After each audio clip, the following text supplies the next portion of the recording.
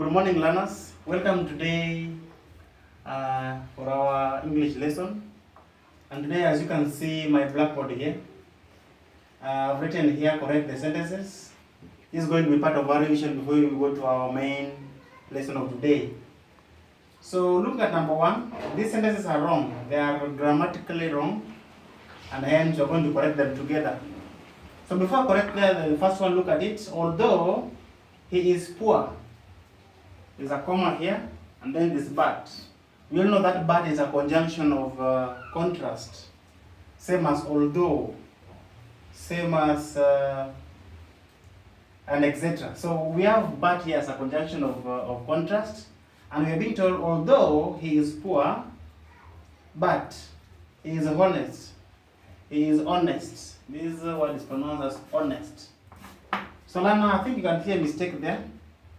Once there's a comma, already we are using although. So we can't use although at the same time we have but. We can't use both of them because they all mean the same thing. So once you use although he is poor, we now remove what? We now remove this. So it's now wrong there. Say although he is poor, he is honest. So we have the word poor here and honest. Poor is a negative word and honest here is positive word. That is how these sentences go. Because although it's a conjunction of contrast, meaning one part of the sentence contradicts the other part of the sentence. So once you use poor, you don't expect us to have something like he is poor and is dishonest. That is now wrong. Because all those are negative words. So learn this part is wrong there. Then go to 2. I do not like any of these 2 books. Now look at that. I do not like any of these 2 books. That sentence is very wrong. So you can say I do not like or I don't like. I don't like the 2 books. So any of this, any of all of it, any of these 2 is wrong. Any of, any, you can talk of any of these books, you remove these 2, or just say I don't like these books because there are only 2. So you can remove all this. I do not like these books. These then for books. I do not like these books. Becomes very correct. Then C, after lunch we had no further talk. After lunch we had no further talk. That is also wrong. It's also very wrong. We had no, after lunch, we had no further talk is wrong, and we say after lunch we had no talk. So because further is just an extra talk. So after lunch, just say after lunch we had no talk. There was no any discussion after that. Then each and every father love. Each and every father love their children.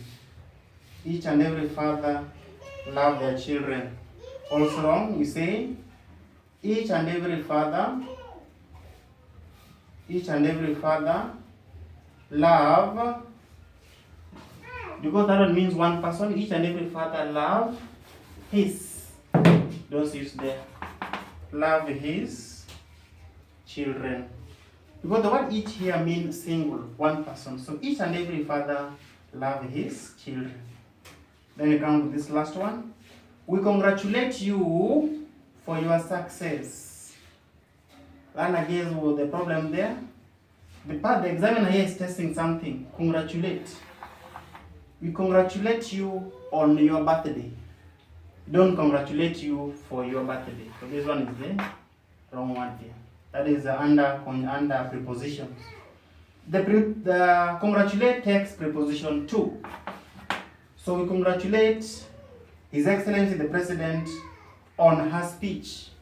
Maybe he has given a very nice speech. So we congratulate him on that speech. Or we can also congratulate somebody on his graduation or on his birthday and etc. So much for that, learn. I hope you have got something here. This was one of the exercises that are there in page page 146, page 146 of your books. I've just taken an exercise there in test paper 3, and that is number 9. Exercise number 9, so I've just done here. So you can do as many questions as you wish under the revision questions behind your book to help you to revise the work that we have been doing and the work that you have been doing in school with your teachers. So we go to what our lesson of today, that is going to cut under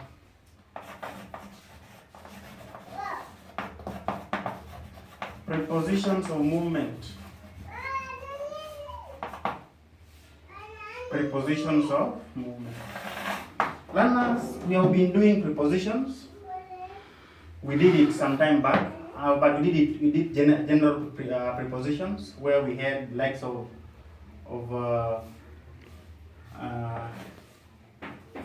the likes of the one we just done. Congratulate somebody on, you die of a disease, and etc. Those are just a preposition. Somebody sits under a tree, we sit in the shade, and etc. So today, you want to look at these ones for movement. I'm just going to write some examples here. Example number 1, we have the word across. No, just to define whatever preposition or movements are. These are prepositions that show a noun in movement from one position to another. They show a noun in motion. Like there's another one that we talked of, into. Contrary to in, we said that in shows something is stationary. Something is stationary or something at position at rest. Position at rest. It is stagnant somewhere. The cows are grazing in the shamba, meaning they are there within the shamba, they are not moving anywhere away from that. On top of into, it shows motion, and that is what we have just discussed. It shows how nouns, prepositions of movement, shows how nouns move from point A to point B. And there, I've given the first example, one as into. We have 2.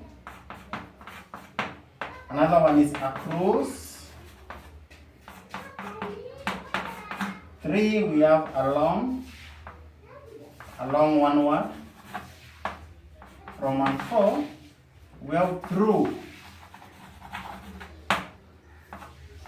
From 5, we have past. Roman 6, we have by, and then lastly Roman 7, we have within. So now look at them together, and then you can now do something small under the same.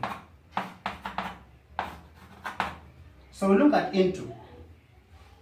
Shows how something moves from point A to B. I just gave an example when I was doing this before. I said that the dog entered into the pool. The dog jumped into the pool. So it tells us how the dog jumped from the land, that is the shore of the river or the bank of the river, into the river. So it tells us how the movement was from point A to B. And I just given a sentence that the thief jumped into the compound, meaning maybe he was running out of the compound, then he jumped over the fence into the what? The compound. So it tells us how that motion was, and you can see it practically how it comes in that particular sentence that I've just given. Across, the same. Somebody can jump across the river. Maybe this is a river, and you jump from point A to point B. So when you go up over this river, we say that you are jumping across. You jump across from one part to the other. If somebody is standing at point A and the other one is point B, then you want to call this person to come the other side. So you tell him to come opposite, maybe opposite where it is. But in case this one is a road, this person will be crossing a road. So he'll go across the road. So across there, you also use it to show the motion, how somebody Say the man is going across the road, or the boy is jumping across the river, and etc. Then we have along. Along is at times used to show movement, more so the road. In a road we have the road normally, and on the sides we normally have the footpath where people walk, pedestrians walk. So when pedestrians walk, we say they are walking along the road. They walk along the road. Don't say they are walking on the road. People walk along the main highway. Maybe these are the highway from Nairobi to Mombasa. So you can't say that you are walking on it. This is not the, but you're walking along it, just on the sides. So along there, we also show motion that Daniel walked along the road, or I saw Daniel walk along the road as I was going to school. So he was not walking on the road, but he was walking along the road. Then we have the word through here. With through there will tell us via. Normally in maths, Mwalimu teaches that Jane walked from the market to school through the church. So through the church there will tell us that John did not go directly. You have different points here and see. So from home, John went to the market, but he passed through the church. So it's telling us very clearly that this girl didn't walk directly, but he went through a place. So it also shows movement through a place. So via, it means somebody didn't go directly, but he passed through a place or via a place. Then past here, Lana. Past will tell us that somebody has already is beyond a place. Like you are being told to come, you are being told to stop at point X. But here you are maybe riding a bicycle. You have passed this point. Already you are around point A. So you're told to stand here, to stop here, and here you have gone beyond this place. So you can say that you are past X. So if you are past, meaning you are beyond. If you have to go to the place where you are to go to, you have to go back and enter the place where you are told to go. So the word past here means movement again. You are like talk of the time. You normally talk of the time when you are being taught maths and time has passed. You can talk of it is past. Maybe the short one hand here is there, and the long one is here, for example. So look at my time. The time is maybe 20 past 6. So past there meaning it has exceeded that o'clock. It is past with the 20 minutes. So this past there will also show movement in that category to show beyond. It has gone beyond the initial one.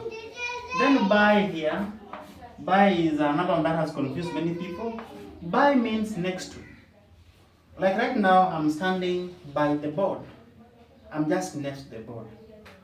Maybe there's a visitor who was coming and he's calling your father that, oh, Mr. James, I'm already by the gate.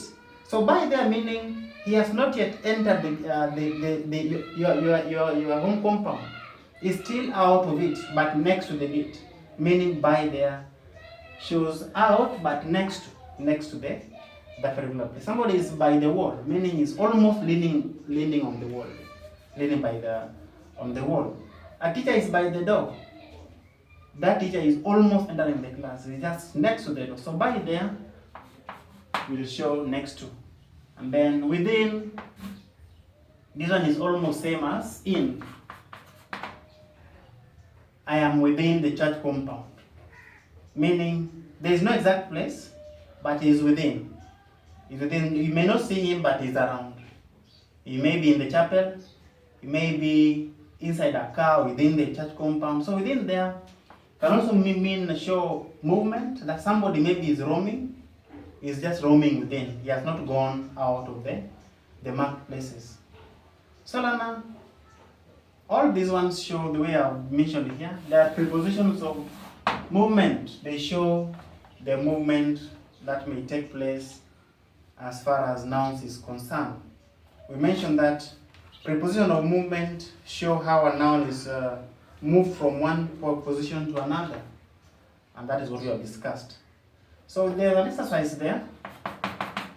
There's an exercise there, exercise 28. 28 is in page 37. Page 37.